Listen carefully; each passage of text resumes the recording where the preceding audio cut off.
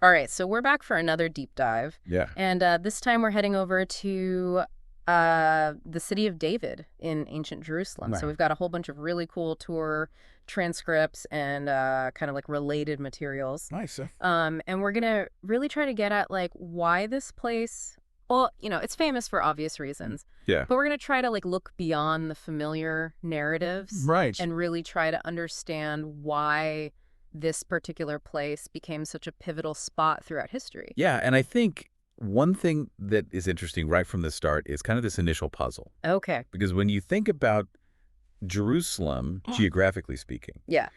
it doesn't immediately strike you as the obvious choice for like a major capital. Mm-hmm. It wasn't on like a major trade route or anything. Right. And it wasn't in like a super fertile agricultural region. Yeah. So it makes you ask the question, well, why was this location so significant Yeah. that it eventually became kind of this central religious and political hub? Yeah, it almost seems illogical. That's right.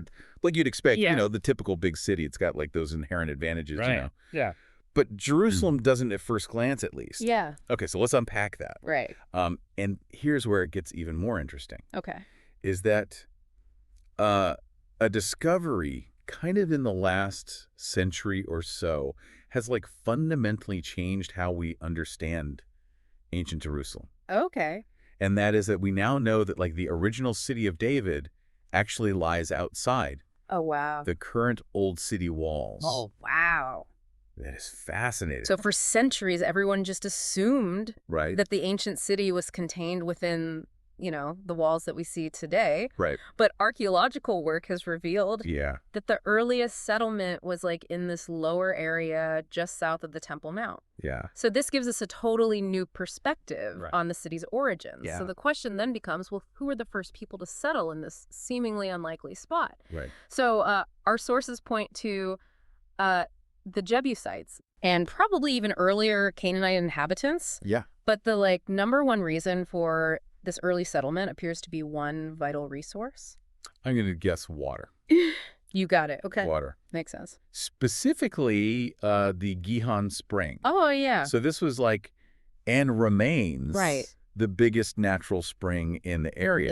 Yeah. And, in an arid region like that, Right. having access to reliable water Absolutely. is everything. Yeah. Like you can develop trade routes, Sure. you can improve agriculture over time, Yeah. but you can't just make a spring if one doesn't exist. Right. So while the location might not have been ideal for, trade or large-scale agriculture, Yeah. the presence of this spring basically dictated where the early communities could thrive. Totally makes sense. Now, it wasn't just the Jebusites and the Canaanites, though. Okay. Our sources also indicate that there's evidence of like even earlier human activity in the area. Really? We're talking like prehistoric times here. So finds dating back to the Chalcolithic and early Bronze periods. Okay. Um, Interesting. and then we've got mentions of Jerusalem from the Middle and Late Bronze Ages in these external historical records. Okay. So things like you've got the Elamarna letters Uh-huh. and the Egyptian execration texts. Which are fascinating. Yeah. And kind of funny, to be honest. Well, one of our guides called them voodoo style Yeah. extension texts. That's right. Where basically Right. Jerusalem's name appears inscribed on these figurines or Yeah. bowls and stuff, Yeah. and they'd ritually smash them. That's right. Pretty dramatic. It is. But the key takeaway here is that Jerusalem was already a city before the events Right. that we know from the Bible. Yes. So it had its own history. Yeah. It had its own significance. Right. Even before all of that. Absolutely. It wasn't just an empty hilltop that Right. suddenly, came to life. There was already an established urban center there. Yeah. Okay, but as you mentioned earlier, Yeah. the city's importance is about to undergo a massive upgrade Right. with the arrival of a certain King David. Right. King David. So let's dive into that shift. Okay. Because this seems to be a major turning point in Jerusalem's story. Absolutely. So while Jerusalem existed, before David, Yeah. it was his conquest of the city Right. and the establishment of his capital there that really propelled it Yeah. into the central role it would play, in history. Absolutely. Yeah. And our sources highlight that prior to 1999, tours of the area often relied on assumptions Mm. that weren't necessarily based on strong archaeological evidence. Okay.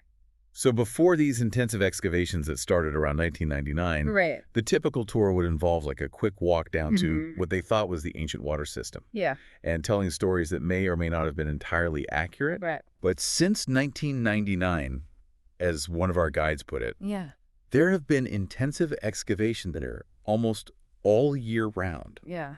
They've been uncovering significant finds from all periods. And these excavations, particularly those focusing on the First and Second Temple periods, Right. have been incredibly revealing. Yeah. Now, of course, it's important to keep in mind that archaeology is not an exact science. Yeah. And there's still ongoing debates and uncertainties in how we interpret these discoveries. Yeah. As one of the guides says, Yeah. even the experts still don't exactly know what we're looking at Right. in some cases. Which is what makes it so interesting, right? Absolutely. It's like a big puzzle that we're still trying to put together. It is. Now, one of the major focuses of these excavations has been the search for David's palace. Okay. This has been like a big source of discussion, Right. particularly the work of archaeologist Eilat Mazar. Yeah. So Eilat Mazar, who led a lot of these excavations in the city of David, until her passing in 2021, Right. strongly believed that she had, in fact, Yeah. identified David's palace. Okay. Her conclusion was based on the discovery of a large structure Yeah. situated next to a prominent stepped stone structure. Okay. So what evidence did she use to suggest that it dated back to the 10th century BCE? Okay, so the main thing was pottery finds Okay. that were discovered beneath the foundations of this building. Okay. So this suggests that the pottery predates the structure. Right. Additionally, an extension of the wall associated with this structure was dated to the 9th century. Okay. So that kind of seemed to line up with her dating of the main structure Right. to the 10th century. Okay, so like an older layer underneath a later addition. Right. Seems to make sense. Exactly. But as often happens in archaeology, not everyone agrees. Right. So another archaeologist, Jane Cahill, Yeah. who also worked extensively in the city of David, offers a different perspective. So Jane Cahill, similar similarities in pottery that she found within the stepped stone structure during her earlier excavations, suggested that this structure actually predates David. Oh, wow. So putting it in the Iron Age I period, Okay. potentially as early as like the 13th to 11th centuries BCE. Interesting. So this would imply that the large building that Mazar thought was David's palace was actually like a later construction built next to this older fortification. Okay. So that kind of throws a wrench in things. It is. And it seems like the dating of the pottery from this period is like a really crucial point of disagreement. Yes. So Professor Amihai Mazar, who is actually Eilat's uncle, Okay. has emphasized the complexity of dating pottery, specifically from the 10th century BCE. Okay. So he's basically saying that it's not always possible to arrive at like a definitive date based just on pottery from this period, because there was so much like variation during that time that it can be hard to pin down. That makes sense. Okay, then you also have like the Tel Aviv University team. Yeah. Which includes figures like Israel Finkelstein. Right. They also weighed in on this debate, and they were initially pretty skeptical. Yeah. So Finkelstein, for example, he initially leaned towards a later dating for the large structure, suggesting that it belonged to the 9th century BCE.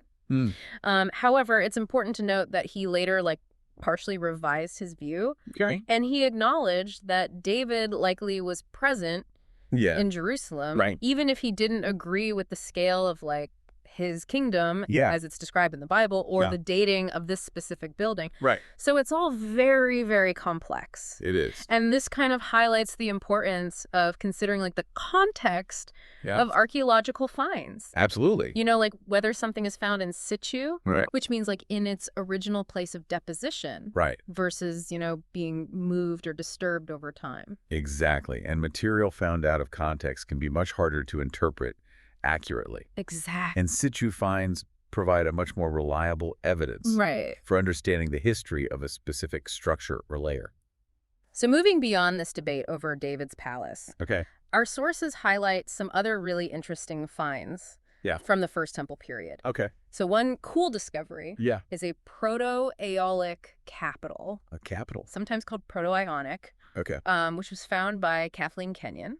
Okay. So this architectural fragment dates back to like the destruction layers of the city. Okay. What makes this interesting is that these types of capitals are typically associated with royal or administrative buildings. Interesting. So its presence suggests that like some important structure, Right. potentially dating back to David's time and continuing to be used afterwards, existed in this area and was eventually destroyed by the Babylonians. Right. So speaking of the Babylonian destruction in 586 BCE, the archaeological evidence is pretty clear and pretty dramatic. It is. So our sources describe like widespread burning and these thick layers of ash found throughout the city of David. Yeah. Which, you know, provides this stark evidence of the destruction that's recounted in historical and biblical texts. Absolutely. It's really interesting. Like our guide was joking about this. They're like, oh, archaeologists have like as many names for different shades of ash as Eskimos have for snow. Right. Exactly. But amidst all this destruction, there are also some really personal and revealing artifacts that have been unearthed. And those are bullae. Or clay seal impressions. So these are like small fired clay pieces that bear the impressions of seals that would have been used to like authenticate documents. And the discoveries of these numerous bullae in the city of David have offered some really fascinating insights into the administrative function of ancient Jerusalem in the period leading up to this Babylonian destruction. Right. So 2 bullaes that were found by Eilat Mazar, discovered really near each other, bore the names of 2 ministers.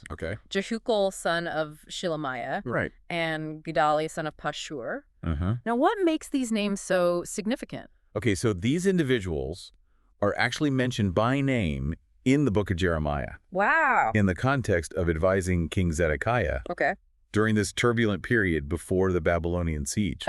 So finding these bullae so close together really suggests the presence of like a major administrative building in this area.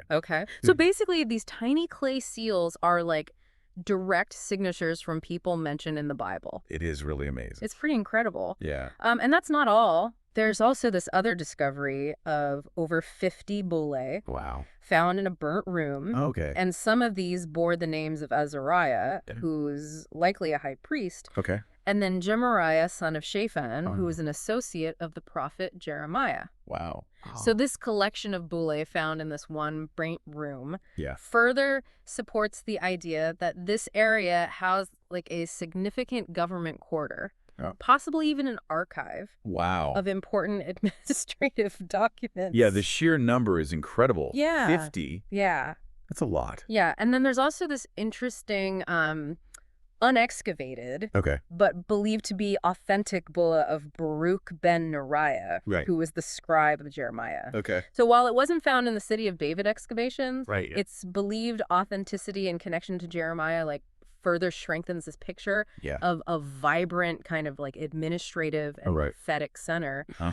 It's really incredible that these like small clay impressions can provide these tangible links to people mentioned in the texts. It is. That we have. Yeah, it really brings the past to life. Yeah, it really does. Okay, so beyond the grand structures and like, you know, the administrative seals, archaeology has also given us glimpses into the daily lives of people, you know, who were living in ancient Jerusalem. And this includes like during the Babylonian siege. And one particularly memorable find was an early commode. Oh, wow. A toilet. A toilet. So this discovery, while maybe not glamorous, is actually super informative because residue analysis from this ancient toilet revealed the presence of parasite eggs, which suggests that people were eating like improperly cooked meat during the siege in 586 BCE. And this probably reflects like, you know, famine conditions, the desperation for food. Just whatever they could find. Yeah, it's sobering to think about like the human cost of that siege in such a direct and kind of visceral way. Absolutely. We also have evidence of the warfare itself. So they found numerous arrowheads, both Babylonian and Israelite. So the abundance of these arrowheads clearly points to like the intense fighting that took place during the siege. It's a stark reminder of the violent end of this first temple period in Jerusalem. Yeah. And even like the plant life tells a story of the siege. So analysis of pollen spores revealed that alongside, normal vegetables, people were also eating weeds. Right. So this consumption of weeds, along with the regular food, is a clear indicator of like the severe famine conditions within the city walls during this prolonged siege. Wow. So people were just resorting to eating anything they could find to survive. Right. Okay, let's move on now to tombs. Okay. And burial practices in the First Temple period. So our sources tell us that tombs from this era have been found outside the city. Okay. And typically these would have been for the wealthy. Okay.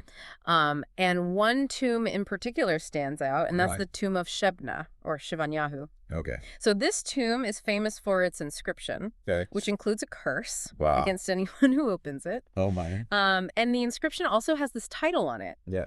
Asher al-Habayit. Okay. Which means in charge of the house. So like a high-ranking official? Yeah. Okay. Now, interestingly, the theophoric suffix, so that's like the part of the name that includes a divine name. Right. In this case, Yahu, referencing God. Right. It was removed from the name. Oh. And this might actually reflect the negative portrayal of this guy. Interesting. In the book of Isaiah. Okay. And this connects to the discovery of 3 other bullaes bearing the name Shiva without that Yahu suffix. So the connection between the tomb inscription and the bulle suggests that they might all be referring to the same guy. Okay. And it kind of gives us some insight into, the circumstances of his later life and legacy. Interesting. So it's like a cool example of how archaeological finds can like intersect with these biblical narratives. Absolutely, yeah. Okay.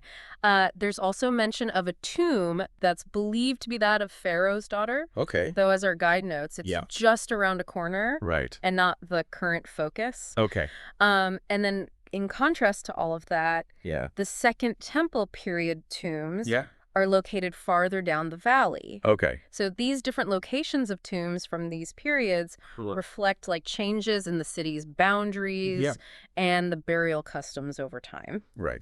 Okay. Now, one of the most crucial aspects of any ancient settlement, especially in a place like Jerusalem, is the water supply. So our sources delve into the history of the city's water systems. Okay.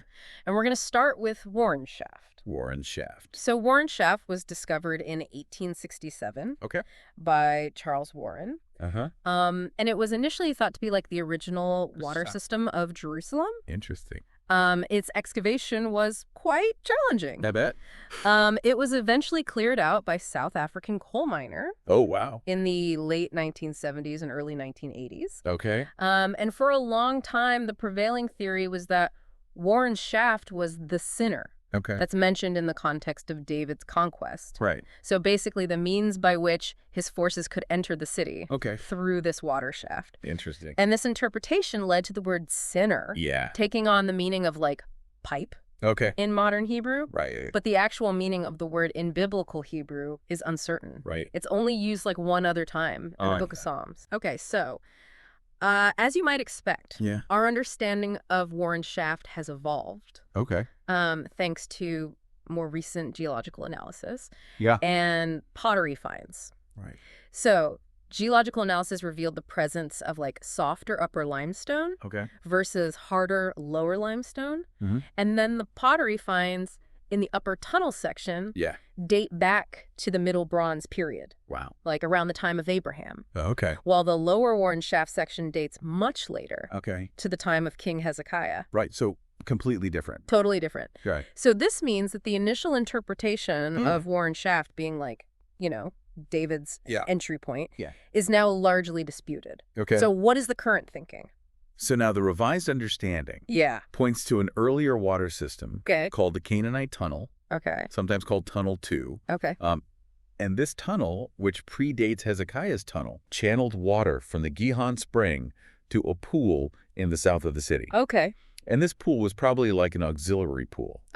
It collected rainwater and some water from the Gihon Spring. But what's interesting is that there are fortifications around this pool, Okay. dating back to the Middle Bronze period. Okay. So this suggests that it was a significant and well-protected water source, Right. even back then. Yeah.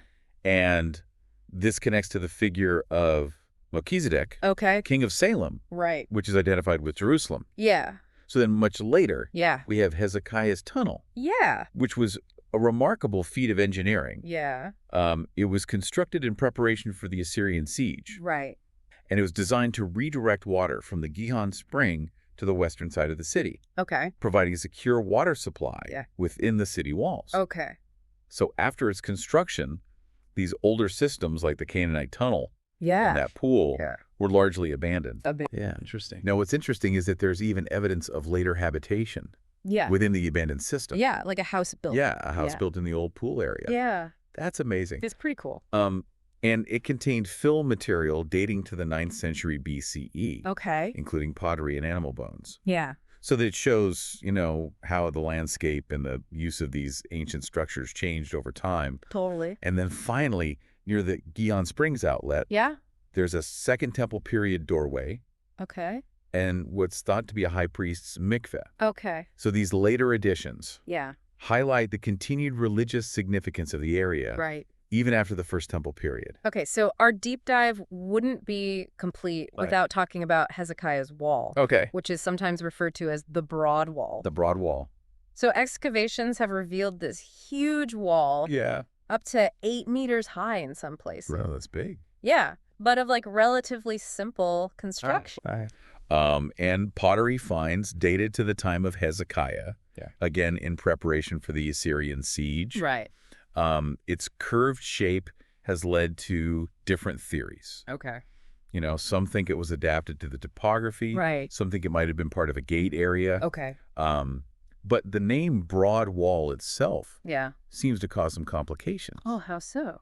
Well, the term Broad Wall is problematic because there's another wall with the same name that's mentioned in the book of Nehemiah. Right. So people debate whether they're the same structure or not.